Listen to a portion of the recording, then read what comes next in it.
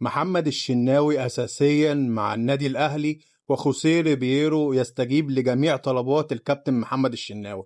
بس قبل ما أقول لك أي حاجة، ما تصلي يا أخي على سيدنا النبي عليه أفضل الصلاة والسلام. ولو أنت مش متابعنا تابعنا عشان ما يفوتكش كتير، كمان عشان دعمكم لينا هو اللي بيخلينا نستمر. النهارده خلاص بقى رسميا زي ما قلت لك من كام يوم ان الكابتن محمد الشناوي كان طلب من خوسيه ريبيرو ان هو عايز يبقى اساسي في مباراة المحلة وبيراميدز، وخوسيه ريبيرو كان اعفاه من جميع مهامه كحارس مرمى بسبب وفاة والده رحمة الله عليه. النهارده خوسيه ريبيرو بيستجيب لجميع طلبات محمد الشناوي وبينزله اساسي مع نادي الاهلي في المباراة النادي الاهلي ضد المحله النهارده. كل التوفيق للكابتن محمد الشناوي مع النادي الاهلي. وجود محمد الشناوي اساسي النهارده مع الاهلي بعد وفاه والده من حوالي اسبوع في حادث اليم يدل على قوته الشخصيه وتحمل المسؤوليه، وانه يستحق يكون كابتن كبير لنادي كبير وعريق مثل النادي الاهلي. وفي لفتة جميلة من جمهور النادي الأهلي، جمهور النادي الأهلي بيرد الجميل للكابتن محمد الشناوي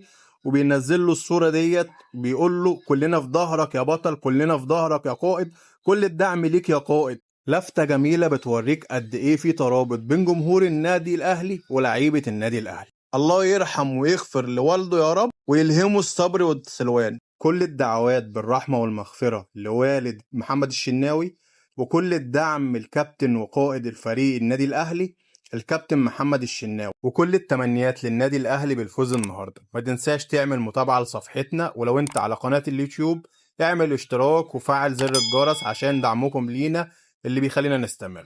وصلي على النبي.